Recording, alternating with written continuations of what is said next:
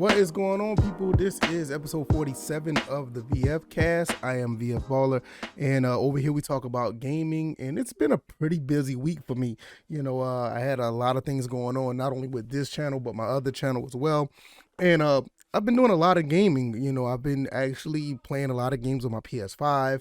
I actually been doing some stuff with the other consoles I have, and I have been playing handheld consoles for the last 4 or 5 days, and I'm going to tell you why. First and foremost, if this is your first time here, welcome. Over here I talk about gaming and everything under that umbrella. For the past few days, I've been, making a few videos about PS1 emulation. I also made a video about the Ambernic RG503, which I have right here, which I will talk about a little bit later in the show. And it's been fun. It's been very, very, very fun. And I'm gonna give you all my reasons behind that. So once again, welcome. Look, I've been a big advocate of playing games outside of the handheld world. I've never ever been a fan of playing handheld games. Even going back to the Game Boy, I always felt like it was somewhat of a waste of time to play games on the go, because on the go we were, as a child, I felt like, it was time to go out and do things. You're going to have fun with friends, going to do all this other stuff. So playing video games on the go, even at the age of like 7, 8, 9 years old, I was like, yeah, I'm not trying to do that. So when the Game Boy, Game Gear, Atari Lynx, Game Boy Advance, all these handhelds came around, I never was a fan of them, but I did want to play the games. So that's something that I wanted to do. Yeah, I'll be the first to admit, these are games that I wanted to play, but I just never, wanted a handheld to play them. Like, I always felt that you play video games on the television. Well, I've kept that up for pretty much all my life.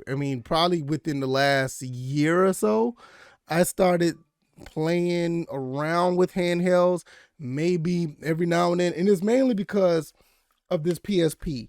Now, maybe I'll say about 3-4 years ago, I picked this PSP up at not a pawn shop, but a Goodwill.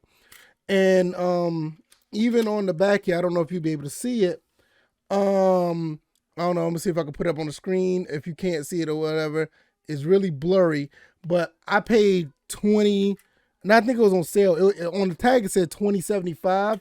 But they discounted it. I ended up paying like $12 for this thing, because it was almost like 40-50% off, because I guess they were trying to get rid of it. So I paid $12 for this PSP. Okay, why not? So every now and then I'll play a game here and there on the PSP, just have fun. And then I decided one day to buy this Street Fighter Alpha 3 Max. And I'm a big Street Fighter fan. I'm a very big Street Fighter fan. And I started playing this and I realized, like, wait a minute, this game is better than the Sega Saturn version, because the Sega Saturn version is supposed to be the definitive version. And yeah, it's definitive, like if you want to play it on the television or whatever. But I was impressed how well this game played on the PSP. So I started looking into other games, and I realized there were SOCOM games that I'm a big fan of. SOCOM games that on the PSP. There's a Killzone game on the, and then I realized, wait a minute. These are games that are like PlayStation 1, PS2 quality on a handheld.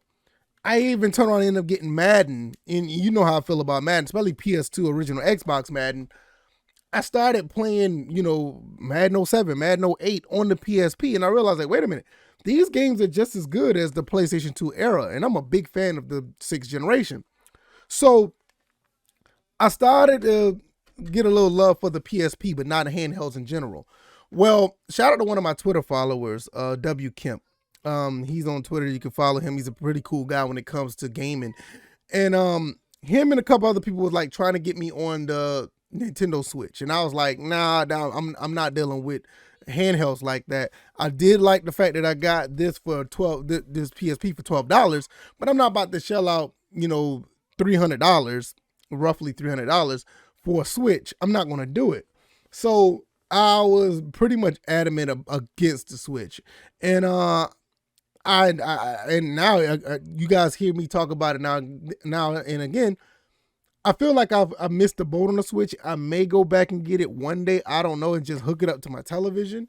But I'm actually looking forward to Nintendo's next console, and I think that's something that's going to be kind of sooner rather than later, because it's been almost 5 years since the Switch been out. So yeah, it's about another time for another console, in my opinion. But another thing about W. Kemp, he was telling me about these retro handhelds. Now, you know, I'm a big proponent of retro games. I love retro games. I wouldn't have all this stuff in my room if I didn't. He was telling me about this little small handheld he got. It was like the Mio Pocket or something. And I was looking into that, but I turned around and ended up getting this. And I just made a video about this. The Ambernic RG503. A lot of people give this thing a bad rap. A lot of people give this a bad rap. And I understand why, because some people want like a very high-powered handheld. This thing does everything I wanted to do when it comes to retro gaming. Anything that's, you know, N64, maybe even, well, Dreamcast and below, because this thing does very well with Dreamcast, which I'll talk about in a little bit. I was very impressed with this. And this is basically when the moment I fell in love with handheld gaming. This is when I fell in love with this thing right here. It wasn't, you know, a Game Boy Advance or anything like that, or I went back to. It's this device, and this thing is made in China. You can buy one of these. I'll probably put the link down in the description so you can find one, because somebody else was asking about these. This thing plays anything from, you know, I'll say what, Dreamcast on down. I mean, even it plays some PSP games, and it actually does a pretty good job doing with PSP, but I have a PSP, so I'm not really worried about it.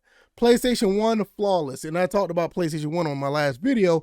Yeah, PlayStation 1, very, very good. Dreamcast, some Dreamcast games run excellent on this thing. I don't even have to talk about the Super Nintendo Sega Genesis 32X, which what I really got this for Sega CD and Sega 32X. I'm in love with this, and I'm gonna tell you why before I close this episode out. First and foremost, I actually realize and I understand why people like handheld gaming now. It's laid back, it's relaxed, and as I got a little bit older, I guess that's something that I've been, that benefits me now. Because I have fun playing on my couch and playing, my consoles or whatever. But sometimes, like, when you're in a pinch, like later on today, going to take my son to the park, I could take this with me. And, I know a lot of people used to make jokes about, oh, it's portable. As I gotten older, not only just as I gotten older, but this week, I totally get it now. I get it. Do I feel like shelling out a lot of money for like a Switch or anything like that? I'm not sure, but I did pay over $100 for this, so call me a hypocrite. Nevertheless, the retro games on here play so well, and I know you see on the screen what this retro achievements thing is. I've had a retro achievement account on my PC for a while now. Now, this retro achievements, it is fan made, which I think that's a beautiful thing, which I'll get into in a little bit. They put achievements on retro games from go back to Atari up until I think they do all the way up the Dreamcast or GameCube. I don't know. I know they go all the way up to, maybe 6th generation. And the achievements are great. It's to me, it feels like it's an incentive to play the games, obviously like the newer consoles, but it's fan made. So it's like, you ever been like that kid in school and the guy's like the other kid's like, I bet you can't do this in a video game. I bet you can't do that in a video game. I bet you can't do this. And you say, okay, I'm going to go do it. And you get the achievement and you can post it on retroachievements.org. I've been doing that lately. Now, I don't have the best retro achievement score because the retro achievements was linked to the emulators on my PC, which I'm a big fan of playing real hardware. And I wish retro achievements could link to real hardware, but it has to be online for obvious reasons. And it's linked to emulators, which is fine. And with the Ambernic 503, you can hook this up to a TV and play this as a console, which is pretty interesting. And there's other emulation boxes you can use. I'm pretty sure you can hook up the retro achievements and have it on a television, so it'll be like you're playing it normal. But for me to play this on the go and have something to play with, along with linking this up with retro achievements, because this does connect to the internet, this is probably one of the best things I've been playing in a long time. Now, with the Switch or other handhelds, no, they don't have links to achievements. This gives you achievements to NES, Super Nintendo, Sega Genesis, um, Sega CD, 32X. I mean, the list, PlayStation 1. And, you know, this is a big deal about PlayStation 1 games getting achievements on the PS5. Look, these guys here at Retro Achievements already done it.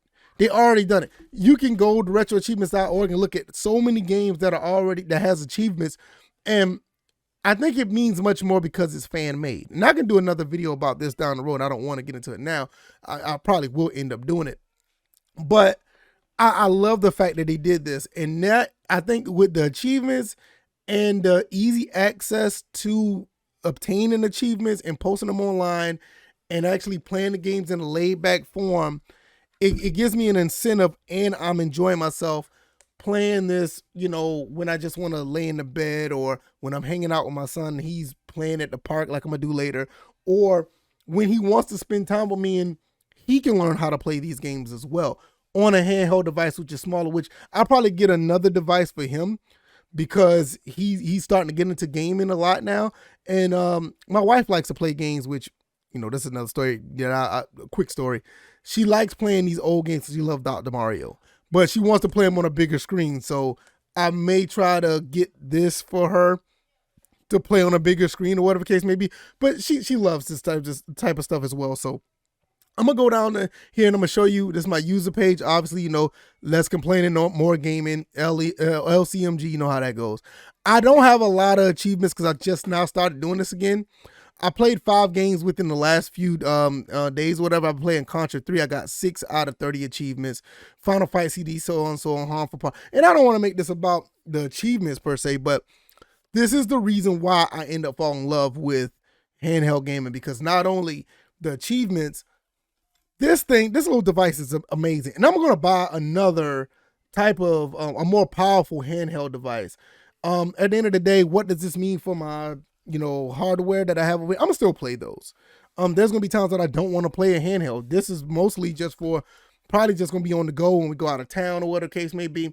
I'll probably take this and one of my traveling consoles like the PS3 original Xbox like I normally do. But this is, you know, basically just for, you know, on the go stuff. You know, or just laid back, chill. I can't come up here and play. But at the end of the day, I love this. I love this device.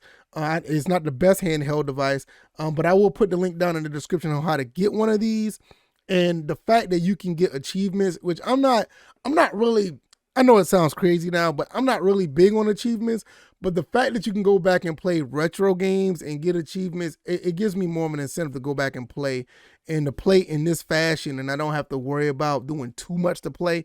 I think is a phenomenal, you know, angle to go on, outlook on playing these games once again. So that's pretty much it for me. If you like this content, hit the like button, share this content. I fell in love with handheld gaming, man. I think I may end up buying the Switch. I'm definitely have been going down the rabbit hole with these devices, and I'm probably going to get another one. Probably a more powerful one that actually plays, you know, more stuff. I don't know, maybe even a Steam Deck. I don't know. I'm going to get another device. As far as the Switch go, I may get a Switch Lite. I may just get a Switch Lite if anything. At the bare minimum, I may just go ahead and bite the bullet and get one, because there's some games on there I do want to play. But for me to have all the handheld generations on one device so far, this is pretty dope. So, all right, y'all. Hope you guys enjoyed this. Hopefully I didn't ramble too much. I know I kind of made this about the achievements more than anything, but I think this fan made thing is pretty cool.